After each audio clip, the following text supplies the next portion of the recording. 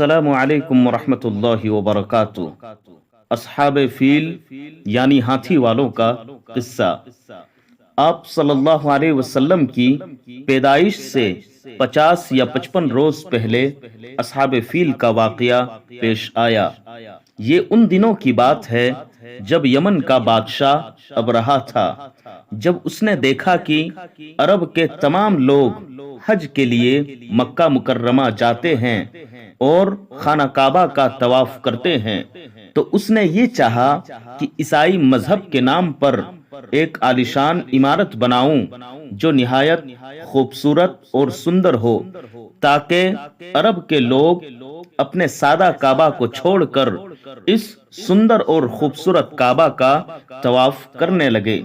اسی لیے یمن کی راجدھانی مقام صنعاء میں ایک نہایت خوبصورت گرجا گھر بنایا۔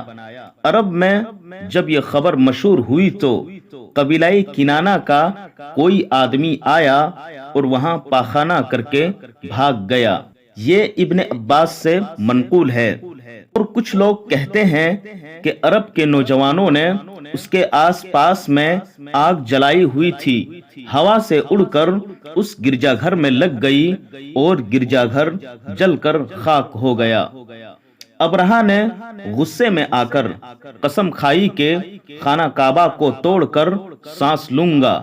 اسی ارادے سے مکہ پر حملہ کرنے کے لیے نکلا۔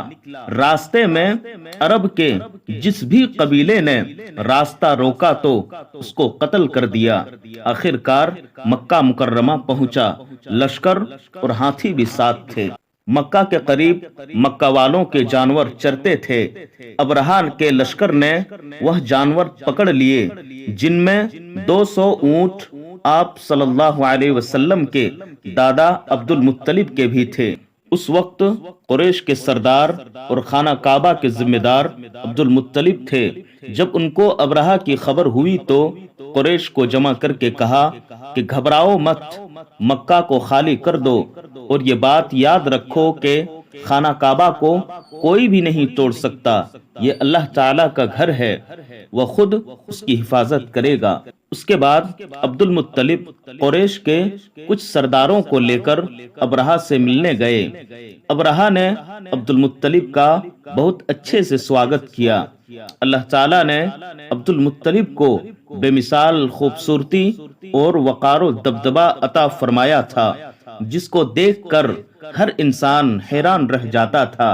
ابرہہ بھی عبد المطلب کو دیکھ کر حیران ہو گیا اور نہایت ادب و احترام کے ساتھ پیش آیا اور خود تخت سے اتر کر فرش پر ان کو اپنے ساتھ بٹھایا۔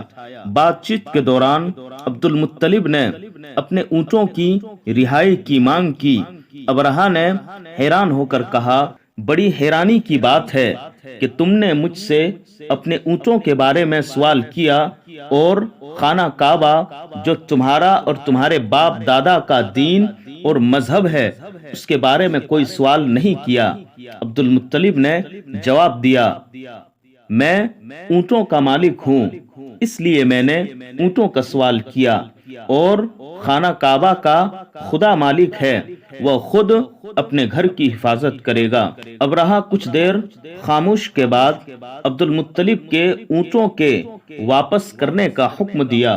عبد المطلب اپنے اونٹ لے کر واپس آ گئے اور قریش کو حکم دیا کہ مکہ کو خالی کر دیں، اور سارے اونٹوں کو خانہ کعبہ کے حوالے کر دیا، اور کچھ لوگوں کو اپنے ساتھ لے کر خانہ کعبہ کے دروازے پر حاضر ہوئے، اور سب نے گڑ گڑا کر دعائیں مانگی۔